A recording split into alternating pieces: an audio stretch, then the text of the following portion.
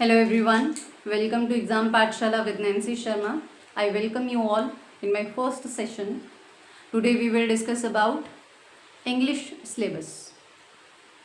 According to upcoming exams, either they belong to state exams or center exams. Before we start, always remember future belongs to those who keep learning. So let's begin our journey today. Okay. We are starting with English syllabus.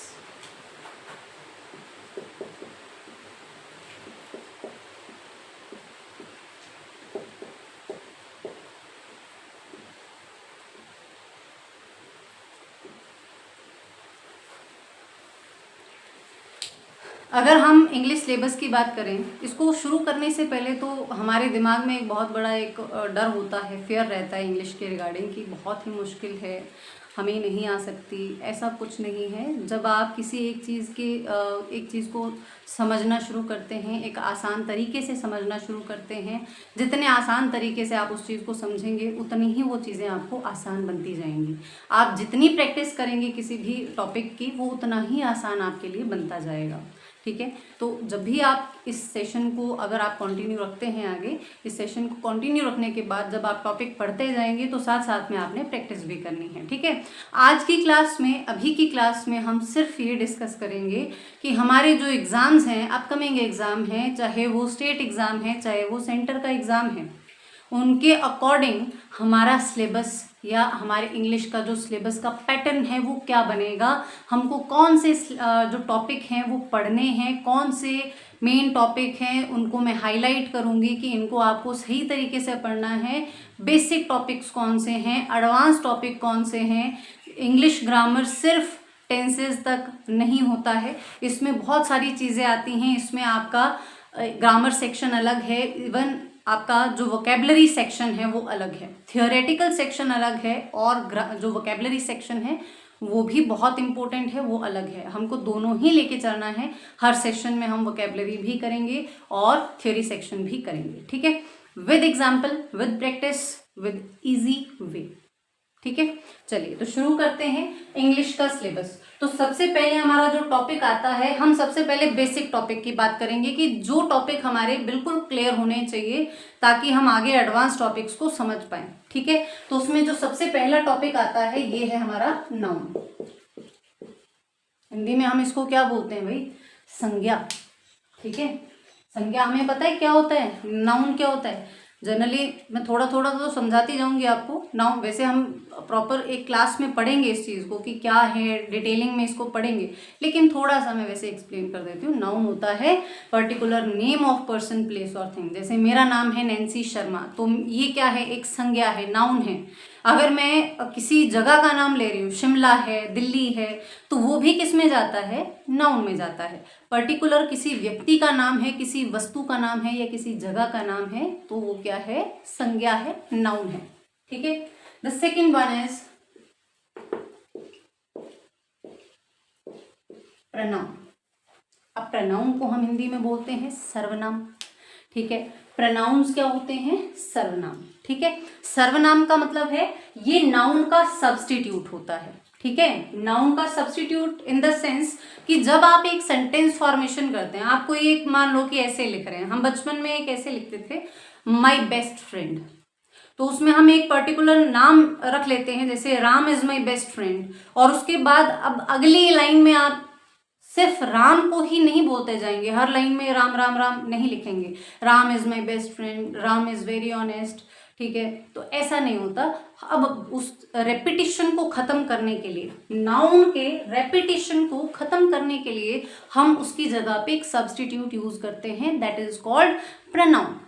ठीक है, जैसे अगर masculine name है, name के जो भी आप name use कर रहे हैं, नाउन अगर मैस्कुलाइन जेंडर शो कर रहा है तो ही का यूज करेंगे, फेमिनाइन जेंडर शो कर रहा है तो शी का यूज करेंगे, और अदर थिंग्स का अगर यूज किया जा रहा है, नॉन लिविंग थिंग्स हैं, तो हम इट का यूज करेंगे। सिंगुलर और प्लूरल उसके अलावा है। ठीक है, नाउ इसके बाद प्रनाउन के बाद आते हैं आपके एडजेक्टिव्स। एडजेक्टिव्स क्या होते हैं? विशेषण। ठीक है, नाउन या प्रोनाउन की जो विशेषता को बताए, ठीक है। Ram is very good person, ठीक है। तो राम एक बहुत अच्छा व्यक्ति है। कौन अच्छा व्यक्ति है? राम अच्छा व्यक्ति है। तो अच्छा किसको बता रहा है? वो किसी नाउन को बता रहा है, तो वो शब्द क्या हुआ? एडजेक्टिव हुआ, ठीक है। इसके बाद आता है आपका एडवर्ब, ठीक है। एडवर्ब्स क्या है? एडवर्ब भी कहीं ना कहीं विशेषता को ही बताता है। ये क्रिया विशेषण बोल सकते हैं। एडवर्ब, वर्ब बीच में आ रहा है ना, यहीं से थोड़ा सा इस चीज को समझ लिया करो। एडवर्ब दैट मीन्स नाउन और प्रोनाउन को छोड़ के एक सेंटेंस में कोई वर्ब है, कोई प्रेपोजिशन है, कोई कंजक्शन है, एडजेक्टिव है, इवन एडवर्ब, इन सबको जो शब्द क्वालिफाई करता है उसको क्या बोलते हैं हम? एडवर्ब। अगर नाउन या प्रोनाउन को जो शब्द क्वालिफाई करे उसको हम एडजेक्टिव बोलते हैं, और सेंटेंस में नाउन या प्रोनाउन को छोड़ के बाकी शब्दों को जो वर्ड क्वालिफाई करता है उसको बोलते हैं एडवर्ब, ठीक है। क्लियर हो रहा है? चलो अगला टॉपिक। इसके बाद हम जो टॉपिक पढ़ेंगे वो कौन सा है? ये सारे बेसिक हैं, पढ़ने में पहली बार में हो सकता है कि मुश्किल लगे, बिगनर्स के लिए हो सकता है मुश्किल लगे, लेकिन जो पढ़ रहे हैं, प्रिपेयर कर रहे हैं ऑलरेडी, जिनको जो टॉपिक्स की पहले प्रिपरेशन कर चुके हैं, पढ़ चुके हैं एक दो बार, उनको मुश्किल नहीं लगेगा। आपको भी मुश्किल नहीं लगेगा। जब आप एक कॉन्टिन्यूटी रखेंगे किसी एक सब्जेक्ट में, अपने आप वो चीज़ें आसान बनती जाएंगी, ठीक है। नेक्स्ट टॉपिक है हमारा एडवर्ब के बाद कौन सा आएगा?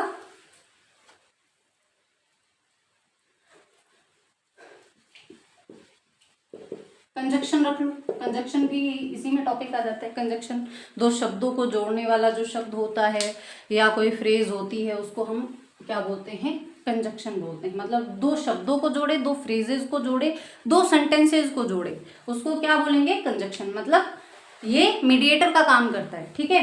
देन इसके बाद आता है आपका आर्टिकल। ये भी नाउन से पहले लगते हैं, ठीक है। इसके बाद आता है आपका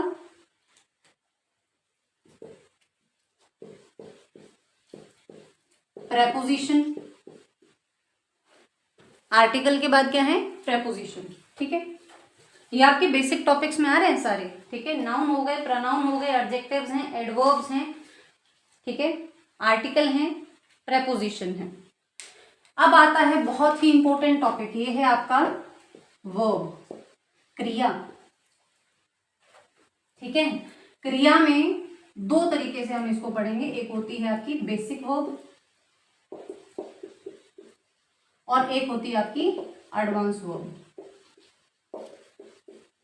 ये दोनों ही इंपॉर्टेंट हैं। एग्जामिनेशन पॉइंट ऑफ व्यू से देखें तो ये बहुत ही इंपॉर्टेंट टॉपिक है वर्ब वाला, ठीक है, जिसमें बेसिक वर्ब भी है और एडवांस वर्ब भी है। हम डिटेलिंग में पढ़ेंगे, आसान तरीके से पढ़ेंगे, सिंपल तरीके से पढ़ेंगे और विद प्रैक्टिस करेंगे, ठीक है। चलिए आगे, वर्ब के बाद कौन सा टॉपिक आता है हमारा? अब हम बात करते हैं, ये तो सारे हमारे बेसिक टॉपिक्स हैं। अब एडवांस टॉपिक्स की तरफ चलते हैं। बचपन से इसका बहुत डर लगता है हमें, टेंस, पता नहीं कौन सी बीमारी है, कौन सा हुआ है जो हमें समझ में नहीं आता, जबकि ये सबसे आसान टॉपिक है इंग्लिश का, ठीक है। बहुत कुछ भी नहीं है इसमें। चलिए जब हम पढ़ेंगे तो बहुत ही आसान लगेगा। ये टेंसेस हो गए। नेक्स्ट आता है voice, active voice, passive voice, ठीक है। इन चीजों को समझने के लिए हमारे ये टॉपिक्स बिल्कुल क्रिस्टल क्लियर होने चाहिए, ठीक है। चलिए अगला टॉपिक है हमारा नरेशन। एक बात बोलूं, अगर एग्जाम में वॉइस और नरेशन जब ये टॉपिक आते हैं ना तो ये एक फ्री फंड के नंबर देते हैं। वो कैसे? क्योंकि अगर आपके इनके रूल अगर आपको बिल्कुल क्लियर हैं, आपको समझ में आते हैं, आपको टॉपिक एक बार समझ में आ चुका है, तो जब भी आप बिना पढ़े भी बैठ जाओ किसी एग्जाम में या किसी भी प्रैक्टिस में तो आपको कभी दिक्कत नहीं होगी, ठीक है। ये मैं आपको समझाऊंगी कि आपने ये करने भी कैसे हैं, ठीक है। जब आप एक सही मेथड पकड़ते हैं ना पढ़ने का तो वो आपको सही डायरेक्शन में लेके जाता है। और अगर आप एक गलत मेथड से पढ़ने चल पड़ेंगे, एक कंडीशनिंग फॉर्म में चलेंगे, तो शायद वो आपको भटकाएगा इधर उधर। आपको लगेगा कि ये भी कर लेते, वो भी कर लेते, इस वे से भी पढ़ लेते, उस वे से भी पढ़ लेते, है ना। तो ऐसे नहीं करना है, एक सिस्टमेटिक वे से चलना है। चलिए, ये हो गया आपका टेंसेस, वॉइस, नरेशन। देन बड़ा ही इंपॉर्टेंट टॉपिक है जहां से हमारे मोस्टली एरर आते हैं। एरर कहाँ से पूछे जाते हैं? एक तो हमारा टॉपिक है सब्जेक्ट वर्ब एग्रीमेंट वाला, ठीक है। ये यहाँ पे लिख देती हूँ मैं, ये पहले आना था वैसे, बट चलो अभी लिख देती हूँ, सब्जेक्ट वर्ब एग्रीमेंट। सबसे ज्यादा हमारे जो एरर पूछे जाते हैं वो इस टॉपिक से। दूसरा टॉपिक है हमारा कंडीशनल सेंटेंसेस। ये अभी रिसेंट एग्जाम्स की बात कर रही हूँ मैं, बहुत प्रीवियस एग्जाम्स की बात भी नहीं कर रही हूँ। जो रिसेंट एग्जाम्स हुए हैं अभी, उन्हीं के जो पैटर्न में ये सबसे ज़्यादा एरर यहीं से पूछे गए हैं। कंडीशनल सेंटेंसेस हो गए आपके, सब्जेक्ट वर्ब एग्रीमेंट हो गया, ठीक है, ये आपकी बेसिक टॉपिक्स हो गए, ठीक है। देन कंडीशनल सेंटेंस के बाद आता है आपका क्वेश्चन टैग।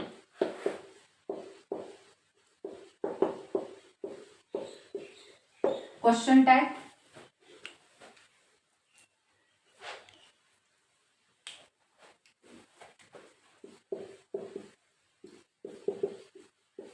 सेंटेंस फॉर्मेशन,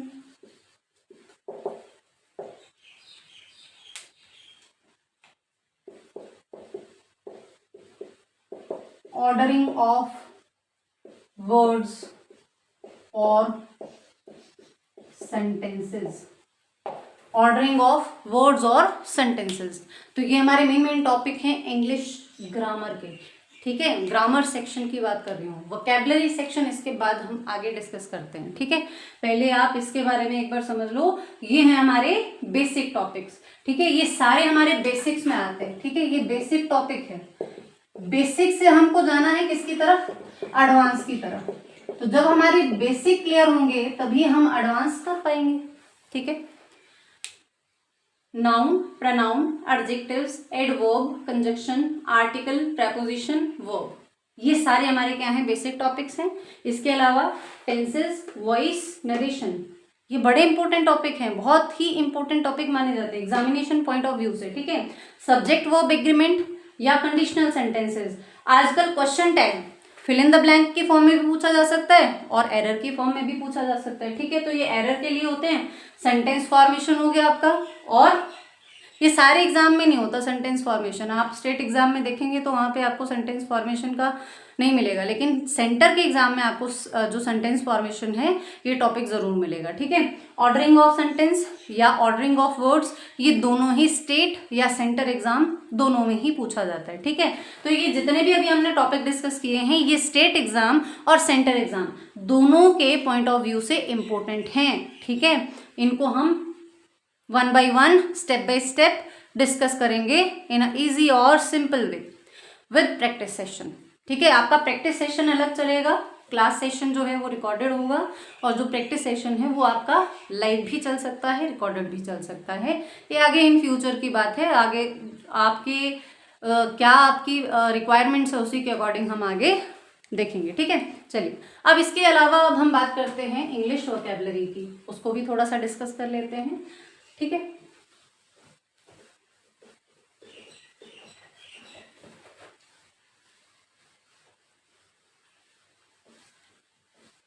सबसे ज्यादा डर भी हमको इसी चीज से लगता है, इंग्लिश वोकैबुलरी से, लेकिन मेरी मानो तो सबसे आसान चीज भी यही है।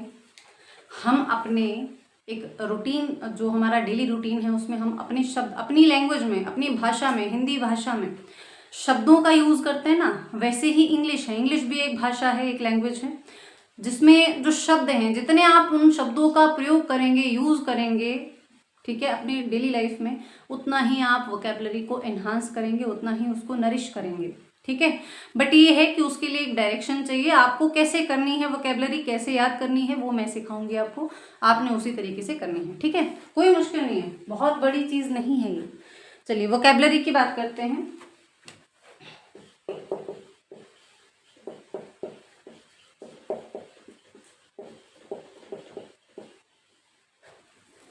इंग्लिश वोकैबुलरी, तो इसमें बहुत सारी चीजें आती हैं, जैसे हिंदी में हम पढ़ते हैं पर्यायवाची शब्द होते हैं या शब्दों के अर्थ होते हैं, ऐसे ही इंग्लिश में शब्दों के अर्थ आपको समझने हैं। अगर आपको वर्ड का मीनिंग पता है, मीनिंग आपको याद है, समझ में आता है, आपने पढ़ रखा है, उसको आपने अच्छे तरीके से लर्न किया है, तो आपको मुश्किल नहीं आएगी। ठीक है, उसके रिगार्डिंग आपको एंटोनिम और सिनोनिम्स करने होते हैं, पर्यायवाची शब्द और विलोम शब्द। तो कौन कौन सी चीज़ें होती है, सबसे पहले तो हम इसमें सीखेंगे वोकैबुलरी सेक्शन में, वो है आपकी वर्ड फॉर्मेशन। वर्ड फॉर्मेशन, शब्दों को बनाया कैसे जाता है, ठीक है, वर्ड फॉर्मेशन ये सीखेंगे। ठीक है, दूसरा है जो भी शब्द हमने सीखा है उसके अर्थ के अकॉर्डिंग हम उसके जो सिनोनिम्स हैं उनको कैसे सीखेंगे। ठीक है, सिनोनिम्स के बारे में पढ़ेंगे। सिनोनिम्स होते हैं हिंदी में जिनको कहा जाता है पर्यायवाची, समान अर्थ वाले शब्द, एक जैसे मीनिंग वाले शब्द। जैसे मैंने एक वर्ड लिया एडॉर्न, एडॉर्न का मतलब होता है किसी की प्रशंसा करना। तो एडॉर्न से रिलेटेड आप कोई शब्द बताओ मुझे, एक वर्ड आ सकता है जैसे प्रेज हो गया, प्रेज भी तो किसी की प्रशंसा करना हुआ, तो वो सिमिलर वर्ड हुआ, उसको हम पर्यायवाची शब्द बोलते हैं। ठीक है, और वहीं पे अगर आपने उसका उल्टा शब्द बताना हो तो उसका उल्टा क्या बनेगा, विलोम शब्द बनेगा, जिसको हम इंग्लिश में बोल देते हैं antonyms. Antonyms,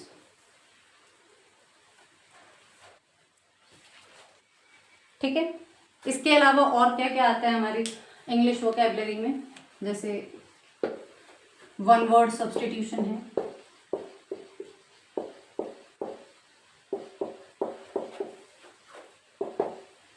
one word substitution क्या होते हैं, जैसे कोई एक पूरी मतलब पंक्ति है, पूरा एक सेंटेंस है, उसको आपने एक शब्द में किसी के सामने एक्सप्रेस करना है, तो वो एक शब्द जो है वो क्या हुआ, वन वर्ड सब्स्टिट्यूशन। ठीक है, उसको क्या बोलते हैं हम, वन वर्ड सब्स्टिट्यूशन। ठीक है, चलो वो तो हम एग्जाम्पल में बाकी डिस्कस करेंगे जब टॉपिक आएगा ये। ठीक है, देन इडियम्स एंड फ्रेजेस,